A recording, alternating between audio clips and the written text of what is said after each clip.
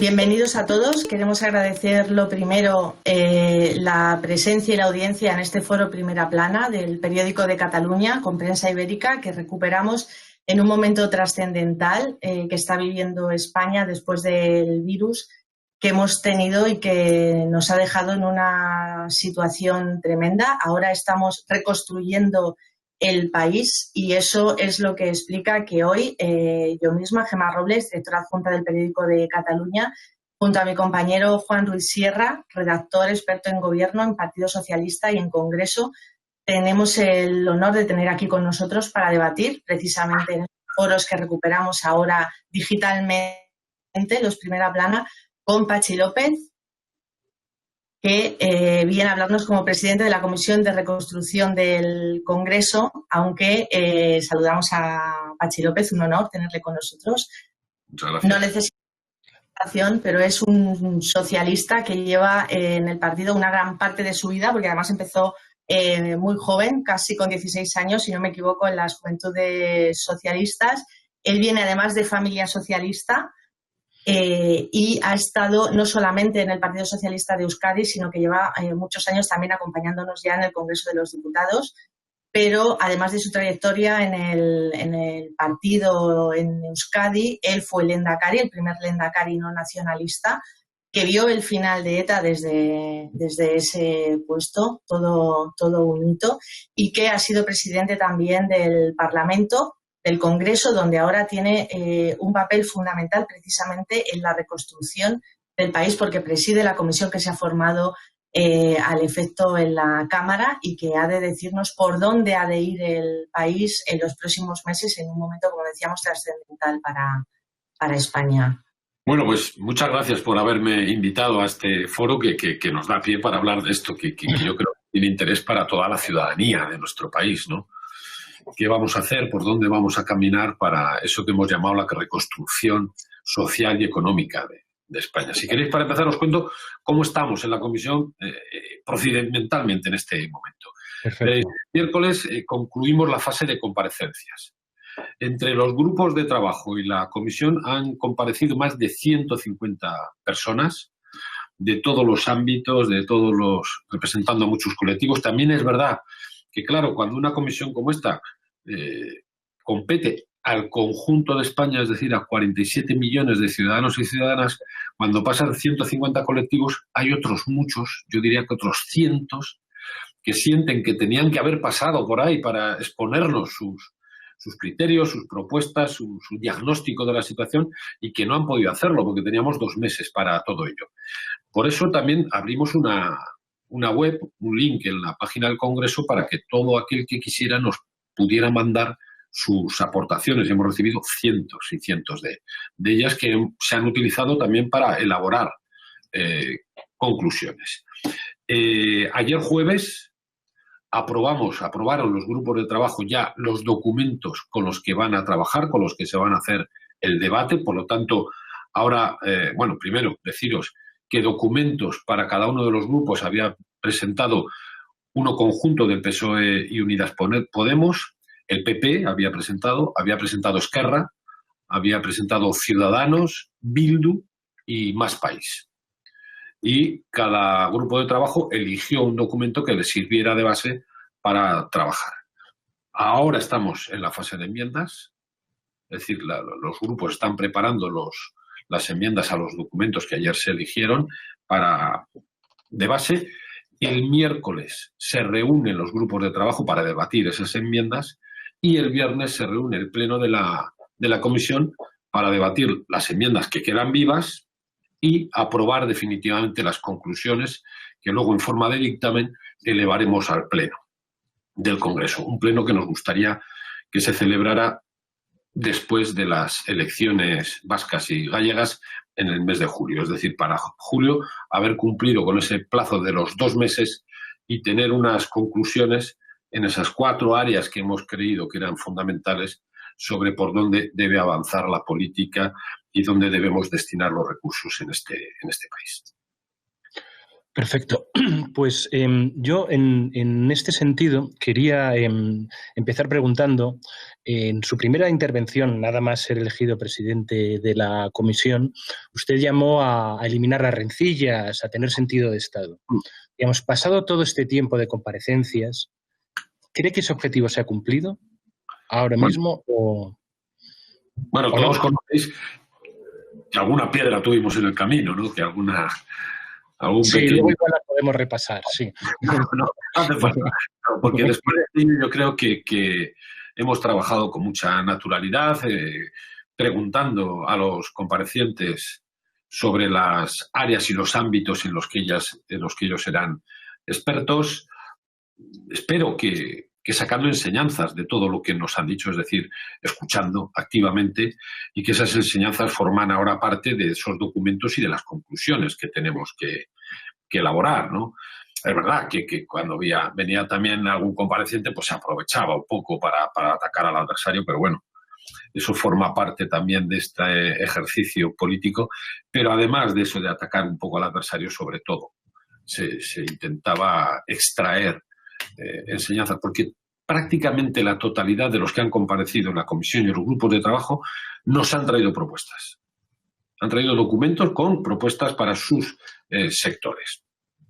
Eso ha hecho que los propios grupos tengan que trabajar extraordinariamente con una intensidad tremenda, ¿no? Y yo me acuerdo ahora mucho de los grupos pequeños, que tienen muy pocos diputados y por lo tanto muy poco personal para hacer todo ese esfuerzo, que ahora lo tienen que convertir seguramente en enmiendas y en poder acudir a 4 grupos de trabajo que se reunirán, no digo simultáneamente, sino escalonados precisamente para que puedan trabajar los grupos pequeños, ¿no?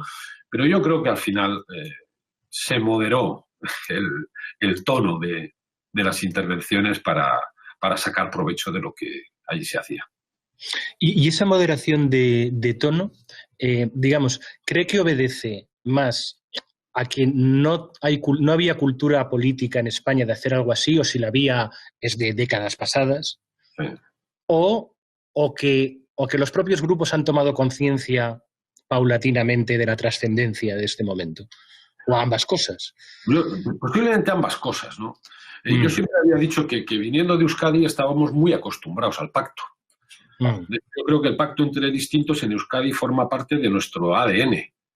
Y la sociedad no solo lo ve, la sociedad vasca no solo lo ve con naturalidad, sino que lo quiere y lo busca. Y tiene un plus de tranquilidad, de estabilidad institucional, política, de políticos que acuerdan para poner en marcha medidas que benefician a la gente. Esto, efectivamente, en la política española no había pasado desde hacía muchísimos años y tenemos a veces que reaprender todo esto y sobre todo tener en cuenta, yo decía, el valor que tiene ceder a veces. Ceder no es traicionar principios. Ceder es buscar el acuerdo con otro para fortalecer políticas, para dar soluciones a lo que está viviendo la gente y mejorar. En este momento, por ejemplo, el objetivo es llegar a acuerdos para que el impacto de la crisis, que va a ser una crisis enorme según todos los indicadores, pues sea el menor posible en la ciudadanía y para que salgamos cuanto antes de ella. Oiga, si no nos ponemos de acuerdo ahora, es que ¿cuándo nos vamos a poner? Y por lo tanto yo espero que los partidos hayamos ido aprendiendo el valor del acuerdo, el valor de ceder a veces y que también hayamos ido entendiendo que en este momento tirarnos los muertos a la cabeza no es lo que quiere la sociedad española, sino que lo que quiere es no tirarnos nada, sino poner encima de la mesa soluciones. Y espero que esto es lo que salga de esta comisión, ¿no? Y es un poco lo que dije el día ese de la bronca. Si no entendemos esto, no hemos entendido nada. Y si no demostramos ahora para qué sirve la política, ¿cuándo lo vamos a hacer?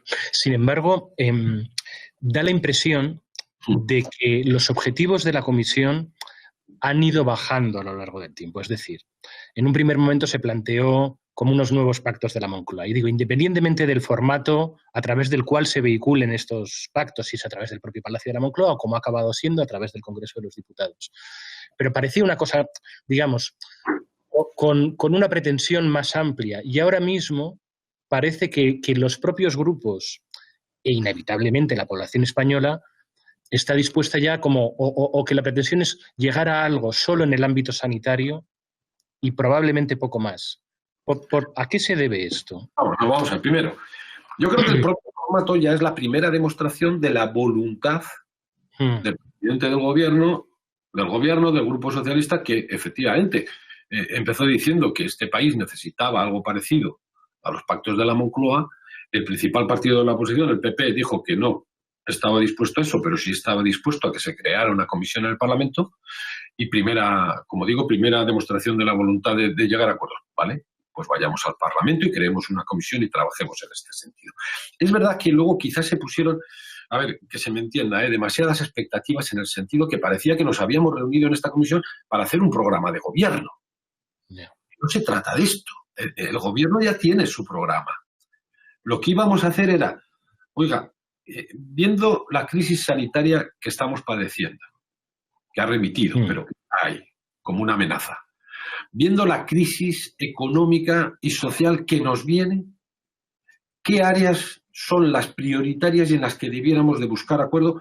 No, como digo, seguramente en el detalle del día a día, sino sobre por dónde debemos avanzar. Y pusimos 4 que eran evidentes para todo el mundo. Oiga, el sistema de salud, el sistema sanitario. ¿Cómo lo reforzamos? ¿Cómo orientamos la salud, las políticas de salud pública para prevenir pandemias y otro tipo de crisis? ¿Y cómo entendemos que en la salud, aparte de reforzar el sistema para que sea universal, gratuito, de calidad, también entendamos que hay cuestiones que a veces no las relacionábamos con la salud, pero que inciden? Por ejemplo, las desigualdades socioeconómicas inciden en la salud. La posibilidad de acceso al sistema incide en la salud de la población. ¿Cómo trabajamos en eso? 1. 2. Todos los datos nos dicen que el PIB en este país, en el conjunto de países, va a caer de manera extraordinaria. Es decir, ¿cómo reactivamos nuestra economía para que cuanto antes, la economía productiva, para que cuanto antes empiece a generar riqueza y garantizar puestos de trabajo? ¿Qué tenemos que hacer? ¿Cómo utilizamos recursos públicos y privados para poner esto de nuevo en marcha? Bueno, marcamos ahí línea. Otra. Claro, cuando viene una crisis de estas características, el riesgo, y nos pasó en la crisis del 2008, es que haya millones de personas que se queden abandonadas. Y por lo tanto, ¿cómo hacemos de las políticas sociales, de las políticas de los cuidados, una red de solidaridad y de justicia social para evitar que se nos caiga nadie de esa red? Y lo cuarto, ¿y cómo definimos una posición común de toda España en la Unión Europea? Porque todos entendemos que en este momento o Europa se hace de Europa o no nos salvamos nadie. Bueno, y sobre esos 4 grupos de trabajo hemos estado trabajando para marcar líneas estratégicas. Es decir, quizás había gente que había puesto demasiadas expectativas porque íbamos a hacer el programa. No, se trataba de esto. Pero de todas formas, en los documentos presentados hay cientos y cientos de propuestas. Cientos y cientos. A mí me gustaría, ¿verdad?, que en el aire flota como que, bueno, nos podemos poner de acuerdo en la de sanidad y en la de Europa y en las otras no. ¿Y por qué no en las otras? ¿Por qué no en las otras? ¿No tenemos todos el objetivo de reactivar la economía? ¿No tenemos todos el objetivo de impedir que la ciudadanía, y especialmente los más vulnerables, vuelvan a pagar los efectos de una crisis? Pues arreglémonos para ver si somos capaces de llegar a acuerdos. Y para esa llegada de acuerdos, Pachi, digamos, ¿usted diría que inevitablemente se tienen que redactar las conclusiones de una manera más o menos genérica? Porque si llegamos a la concreción, antes hablaba de eso, y al microdetalle, ¿va a ser imposible llegar a pactos? ¿O no necesariamente? ¿O depende de la materia? Dependerá de la materia, pero lo que decía, tampoco íbamos al microdetalle. Como decía antes, nuestro objetivo era marcar las líneas estratégicas, con bastante detalle, como veo en los documentos, porque digo que hay cientos de propuestas para cada grupo de trabajo, pero para cada segmento del grupo de trabajo. Cientos de propuestas. En algunas ocasiones podremos bajar al micro detalle y en otros tendremos que ser más genéricos, ¿no? Pero quiero decir, se ha dicho mucho en los medios de comunicación que el gobierno ha rebajado lo de el tema de la reforma fiscal para llegar a acuerdos. Bueno, pero en cuanto a la fiscalidad se habla de converger con Europa, donde nos separa más de 6 puntos en lo que es la presión fiscal. Claro, este país, mira, yo suelo decir, de los 150 comparecientes en la comisión, 140 han hecho propuestas que necesitan recursos públicos. Nada, no vale decir que vamos a hacer todo eso sin saber de dónde tenemos los recursos. Y no solo mirar a Europa a ver qué sacamos de Europa. Bueno, converger con Europa significa luchar mucho contra el fraude fiscal, de manera mucho más intensa, que ahí es donde está la gran bolsa. Y significa también ir mirando otras cuestiones de la elusión fiscal. Claro, esto no es ninguna voluntad escrimatoria de nadie. Esto es ser un país avanzado en el que la fiscalidad y la obtención de recursos públicos para hacer todas estas políticas que nos están demandando es progresiva. Para que más tiene. Vale, no está bajado el detalle, pero está claramente marcada la directriz de converger con Europa, de la lucha contra el fraude, etcétera, etcétera. Y en este sentido, las conclusiones, digamos, por un lado, deberían ser una guía para los futuros presupuestos y en el otro, el hecho de que si cuentan con consenso, o al menos un consenso parcial, o al menos un consenso en alguna de las materias, esto de alguna manera denota que pueda haber también consenso con los presupuestos, porque al fin y al cabo el gobierno está diciendo que quiere el apoyo más amplio posible, lo cual parece un propósito a primera vista bastante difícil, teniendo en cuenta los vetos cruzados que hay entre algunos partidos, pero bueno, no sé cómo lo ve usted en este sentido. Primero, no es que sea una guía para los presupuestos, pero es evidente que lo que se aprueba tiene impacto en los presupuestos. En algunas de las medidas seguro que tiene impacto en los próximos presupuestos y en otras medidas que son a medio a largo plazo tendrá impacto en varios ejercicios presupuestarios. Es que es evidente. Como decía antes, casi todo los que han venido era para que haya recursos públicos para hacer esto. Bueno, pues es evidente que no tiene impacto en los presupuestos. Decía Schumpeter que en los presupuestos uno debía de leer el trueno de la historia. Pues ahora que hemos tenido una tormenta de muchos truenos, y eso tiene que recogerse en los presupuestos. Y claro que uno cuando gobierna y cuando está en la oposición debiera tener la voluntad de definir espacios para el acuerdo. Y los presupuestos en unas circunstancias como esta debiera ser unos. Y desde luego no entiendo eso que has llamado los vetos cruzados. No entiendo cómo ayer, por ejemplo, con el argumento de que como has pactado con Ciudadanos o con la derecha yo no te voto. ¿Qué argumento es? ¿Con quién gobierna alguno que dijo eso? No gobierna con la derecha. Segundo, la cuestión no es con quién has llegado a un acuerdo, sino para qué has llegado a un acuerdo. ¿El acuerdo a quién beneficia? Claro, yo ya sé que será muy difícil llegar a acuerdos con la derecha en ciertas cosas, pero si el para qué es en beneficio del conjunto de la sociedad o de sectores vulnerables, ¿por qué no? ¿Dónde está el problema? Ahora que Vox ha salido además de la ecuación. Porque yo efectivamente con Vox no buscaría nunca ningún acuerdo. Pero es que ha salido de la comisión, ha salido de la ecuación. ¿Por qué no buscar el acuerdo más amplio posible? ¿No nos damos cuenta que cuanto más consenso hay sobre una medida, esa medida tiene más efectividad, tiene más poder de penetración social, tiene más capacidad de convencer a unos y a otros, incluso la propia Unión Europea? Esto depende mucho de la voluntad política, de los partidos y de los liderazgos políticos. Oiga, ¿hay voluntad política para en unas circunstancias como estas llegar a acuerdos o no? Lo vamos a ver estos días. Y así, a modo de, digamos, anticipándose, ¿ahora mismo hay voluntad política? Bueno, empezamos mal con aquella bronca, pero ayer tuvimos algún ejemplo. El que todo el mundo haya presentado documentos quiere decir que se ha implicado en la comisión y en las resoluciones de la comisión. Seguro que ahora, una vez aprobados, porque los documentos que se aprobaron, los grupos de trabajo eran los que habían presentado el PSOE y Unidas Podemos, yo supongo que ahora los grupos están reconvirtiendo sus documentos en enmiendas, en aquello que no aparezca en esos. Por lo tanto, la voluntad está demostrada cuando uno presenta documentos y enmiendas. Es la primera demostración de voluntad política.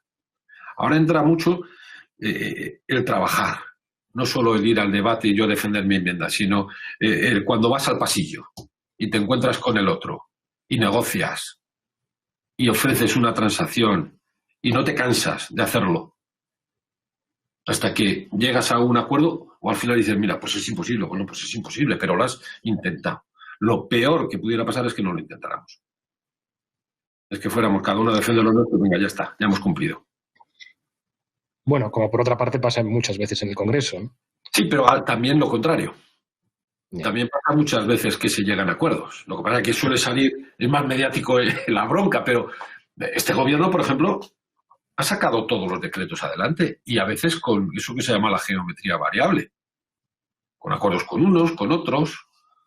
Bueno, se está trabajando en esa dirección y señales ha habido de que se pueden llegar a acuerdos. Bueno, pues demos lo mejor de nosotros mismos para hacerlo. Acaba de decir que es más mediático el enfrentamiento, ¿no? Entonces, en este sentido, la mayor parte de las noticias que han trascendido durante estos meses de trabajo de la comisión han tenido que ver con eso, con la crispación, con momentos sonados, como cuando Pablo Iglesias acusó a Vox de querer, venía a decir que quería un golpe de Estado, pero no se atrevía a darlo. Aquí también le pido, digamos, no solo autocrítica, sino también cierta crítica a lo mejor a los medios de comunicación, es decir, ¿han trascendido más estas cosas? Porque los medios de comunicación nos consideramos que es más jugoso este tipo de planteamientos o también porque estos planteamientos, digamos, chocan mucho en un momento como este. No, yo la autocrítica la hice, sería diciendo que sí, a la altura de las circunstancias, ¿no?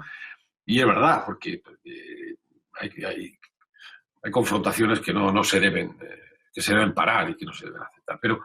Pero fíjate, yo no estoy descontento, es verdad que sale mucho esa bronca, pero no estoy descontento de la atención que han tenido bastantes de los que han ido a comparecer a esta comisión.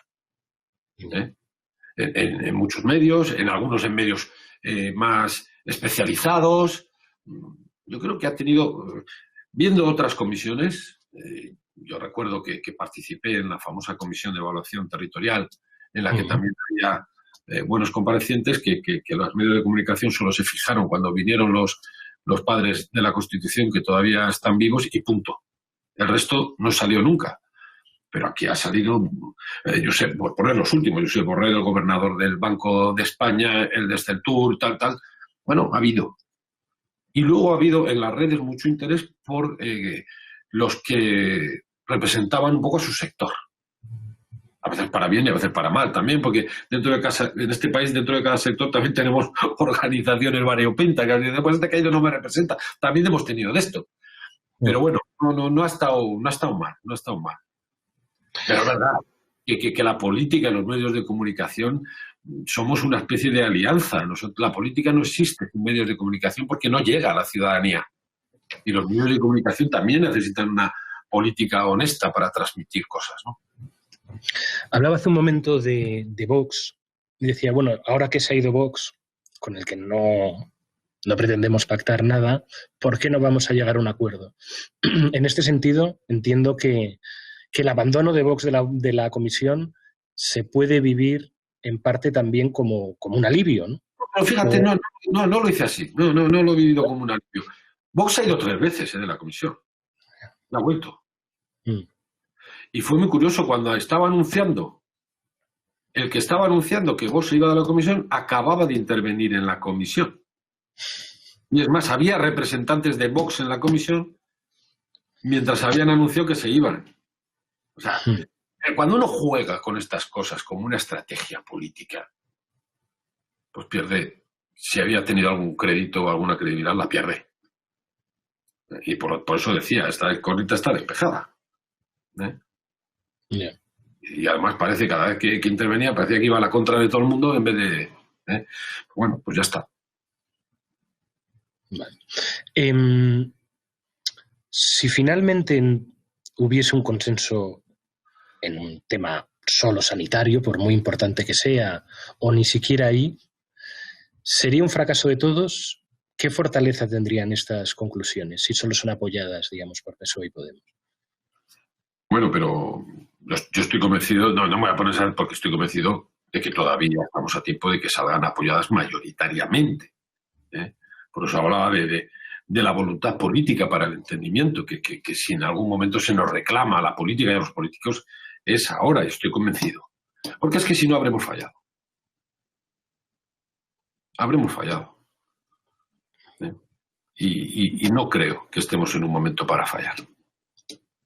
Que estaba escuchándole atentamente porque está en su papel de presidente de la Comisión de Reconstrucción, apurando esos últimos minutos para intentar que los partidos que no lo están, que es verdad que muchos que parecía, ¿no? Los habéis mencionado a lo largo de la entrevista, algunos de esos grupos, que parecía que no había manera de que entrasen ni siquiera en la voluntad del consenso, en estas últimas horas, que son importantes porque son en las que se ha puesto en valor lo que se ha hecho, lo que han hecho otros que no tienen que ver con la política, pero sí con los sectores más afectados y seguramente que necesitan más ayuda, lo han plasmado en unos documentos que ahora todavía quedan unos días para que se conviertan en un consenso que parece, o eso dice la demoscopia, que los ciudadanos queremos, porque estamos evidentemente en un momento especial y distinto, ¿no? En el que la reconstrucción no es un lema, sino por desgracia una necesidad económica, social y también sanitaria, porque no sabemos lo que puede pasar con los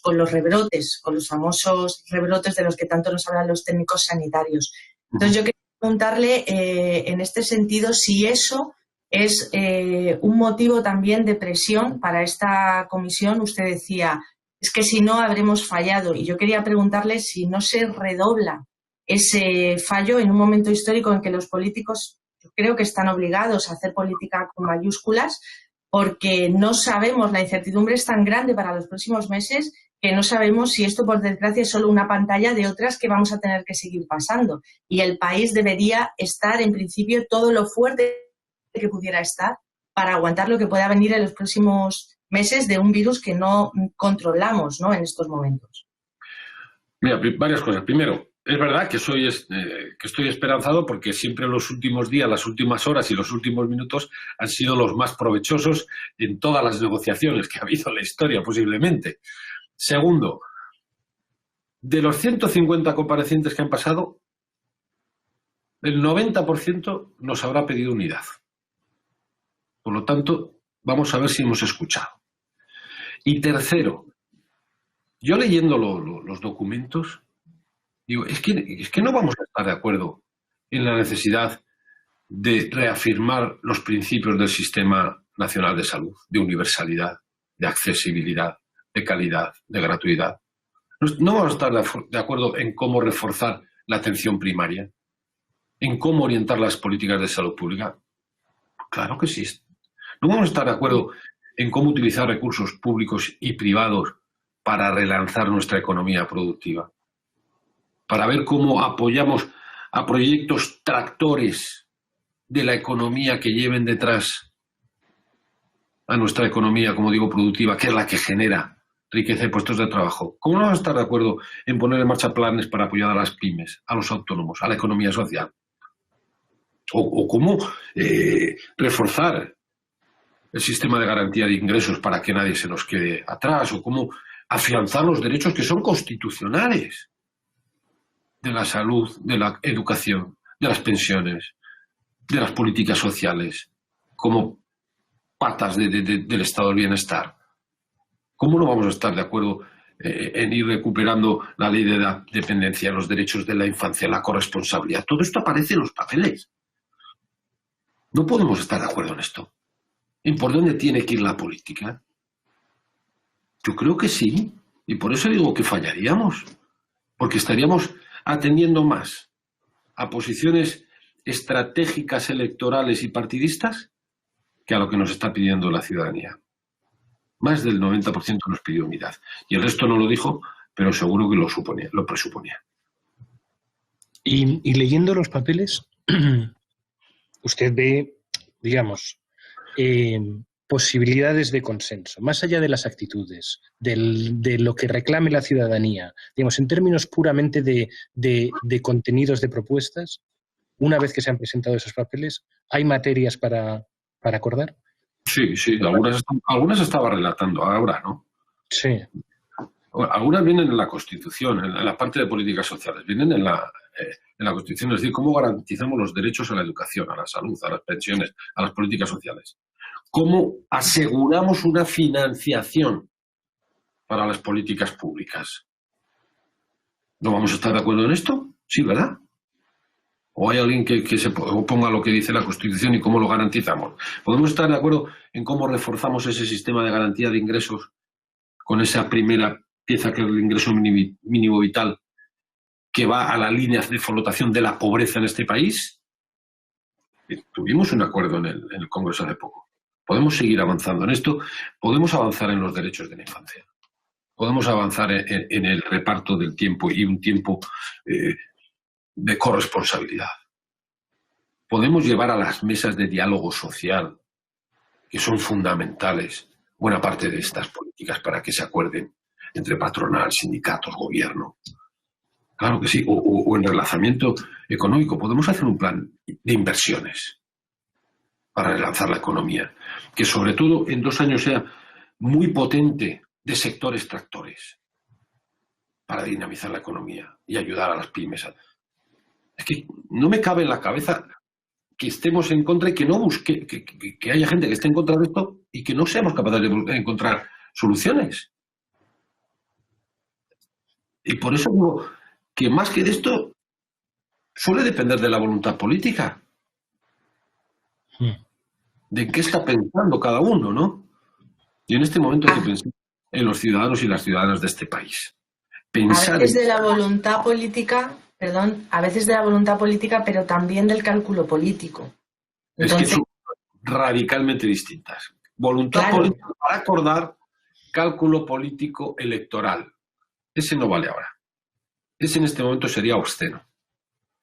Sería tal y como podemos pasarlo si no actuamos con los datos que tenemos encima de la mesa, sería inmoral.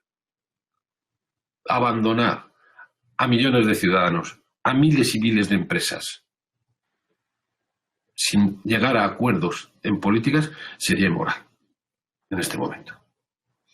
Y el hecho de que, digamos, la negociación de los documentos definitivos coincida precisamente con una campaña electoral, tanto en Euskadi, donde está usted, como en Galicia, puede tener un efecto perjudicial.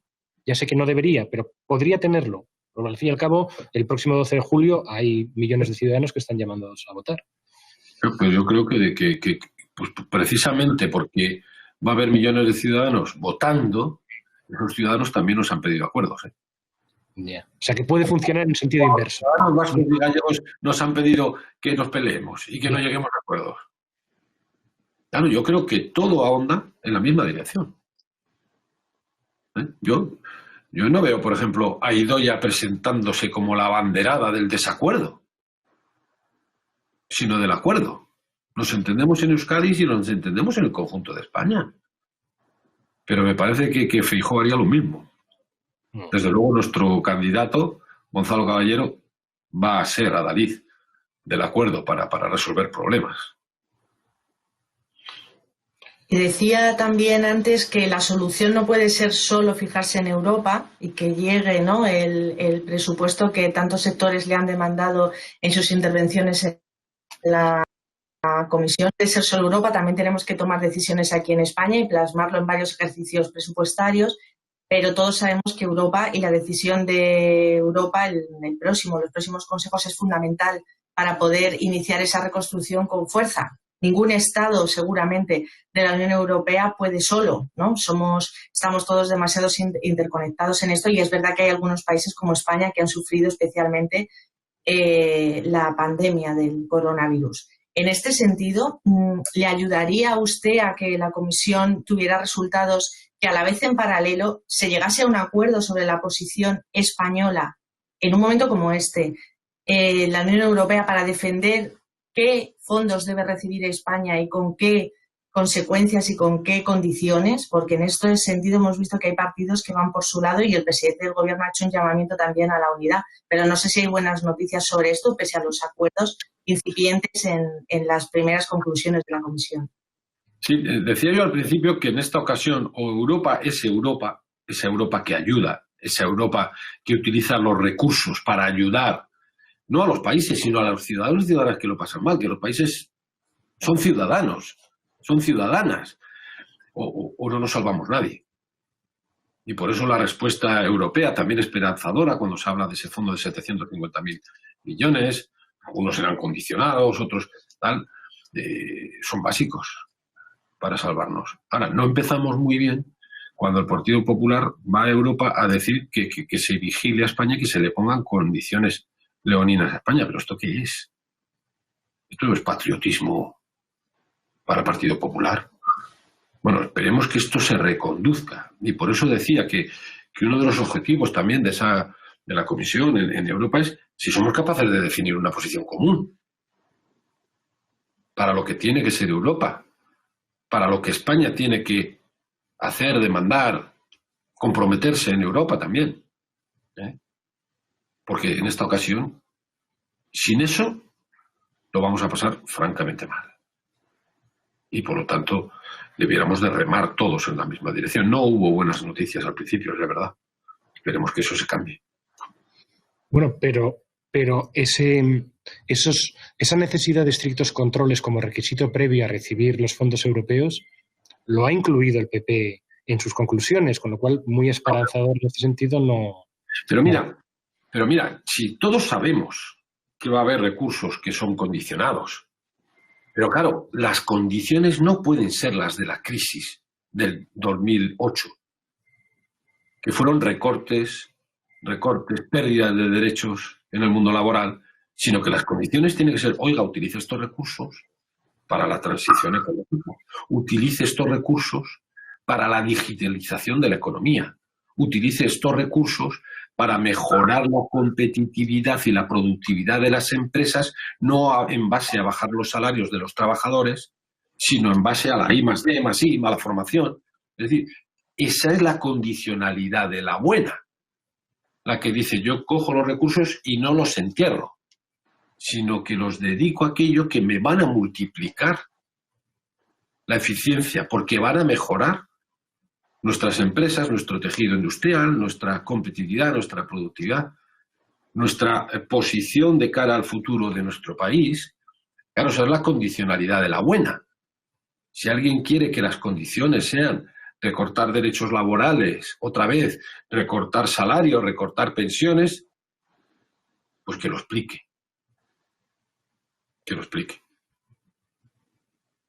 En cualquier caso, después de haberle oído especificar cómo estamos en esta comisión que es tan importante, ahora ya ha oído, y lo que hemos oído todos públicamente, y lo que usted ha oído entre bambalinas como presidente de la comisión, en una comisión donde participan tantos grupos, ¿tenemos motivos para estar esperanzados de lo que nos espera la semana que viene y en ese pleno de julio, después de las elecciones? Yo lo estoy, porque no entendería que no hagamos todos los esfuerzos para llegar al acuerdo. Yo lo estoy porque ha habido aproximaciones. Yo lo estoy porque hemos visto en el pleno de ayer cómo se llegaron a acuerdos. Lo estoy porque, bueno, ya nos hemos peleado bastante. Y ahora toca acordar. Bueno, pues le queremos agradecer muchísimo, señor Patxi López, su participación en este primera plana especial del periódico sobre la reconstrucción, algo que nos interesa a todos, a todas, en un momento crucial, como decíamos, para la historia del país, en el que en este caso sí le vamos a desear suerte como presidente de esa comisión, porque esto no es una contienda electoral, sino efectivamente una comisión creada por el interés de todos en un momento en el que el país ha quedado muy tocado en lo sanitario, en lo social, en lo humano. Todavía tenemos también una crisis emocional que superar y vivimos con cierta incertidumbre lo que pueda venir. Así que le deseamos suerte porque eso significará que los partidos políticos han sabido dejar el tacticismo y la estrategia política legítima, por supuesto, pero en el campo de juego tiene que ser, y han sabido estar a la altura de un momento en el que el pacto y el acuerdo seguramente nos conviene a todos. Pues muchas gracias y vamos a por ello. Bien, que haya suerte. Muchas gracias. Y muchas gracias a todos por haber estado presentes en este Primera Plana tan interesante con Pachi López.